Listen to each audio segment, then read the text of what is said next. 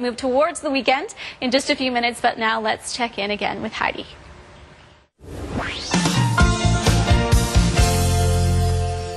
This week, grade 4 students across Nova Scotia are writing the Nova Scotia Mathematics Assessment.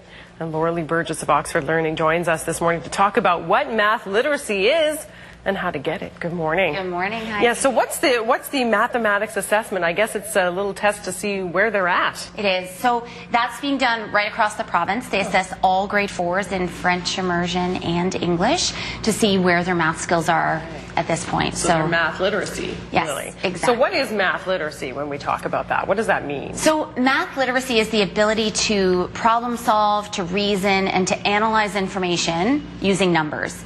So it's really the most important skill that kids can develop beyond language literacy. Okay. So it's kind of second. It's okay. So it's like language first, then math literacy. And so, you know, if you understand how do you do the basics, how does that help you later on? Well, and that's the most important thing. So when we look at math literacy, we're talking really about adding, subtracting, multiplying, dividing, and fractions.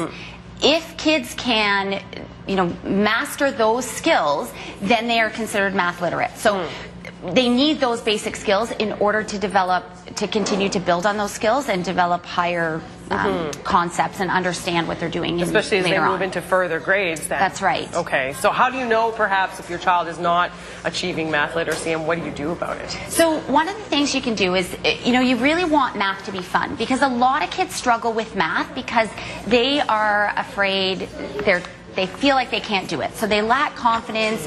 They have this feeling like, I will never need to know how to do this. Right. So it's really important to make math make sense. Put it in the real world. Use it at home in ways, whether you're baking or redecorating or gardening, landscaping. Math can be used all the time. So teaching kids that there's real world applications for math beyond the classroom is the most important thing first. Okay, so get them involved in some of those things. Yes. And make math a part of life.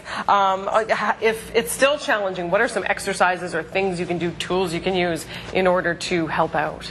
So lots of online options, fun games and things like that. So lots of kids are on a you know, tablet or computer these days, but there's, you know, great programs that they can practice their math skills. Baking or cooking are actually one of the best ways to teach kids fractions. So if you can get them involved, teaching them, you know, how to figure out 3/4 of a cup using only 1/4 of a cup, then they're going to have a better understanding of fractions. Right. So using some things at home, implementing some, you know, activities that involve math, but that kids don't feel like they're actually having to do math. So rather than sitting down and like think, do your fractions, instead, let's make cupcakes. That's right. That sounds a lot more fun to me. Exactly. And that goes back to showing them the relevance as well, right? That so real life actually requires math. That's right. Because, like I said, it goes back to confidence. And so many kids have this, you know, block, and they say, I can't do math, I hate math, I'm never going to need this beyond the classroom. So, you know, even if it's something like teaching them that when you're shopping and something's on sale, if you can figure out the percentage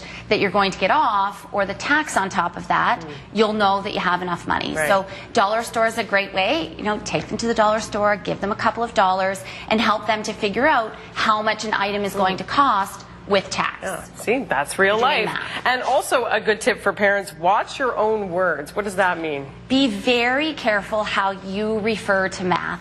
So oftentimes parents might have an aversion, or that, you know, they lacked confidence when it came to math. But if you talk about that in front of your kids, you're sort of going to impart that on them. Right, so you're passing it on. Be positive. You know, talk about how once you figure it out, it all makes sense. And that's the most important thing, is teaching the kids that, you know what, you can do this in a way that once it makes sense and they understand it in a real world situation, everything's going to fall into place. See, that's positive, which is also a math term. Yes, as in positive integer. Math. Yeah, exactly. No negative integers here. No. Boy, look that up. Keep it positive. Don't know what that is. All right. Thank you so much. You're welcome. For coming in. Always appreciate it. All adds up. Don't forget you can connect with us anytime. That's a plus. We're on Twitter. We're on Facebook. And our email is cml@bellmedia.ca. Right now, it's 7:19.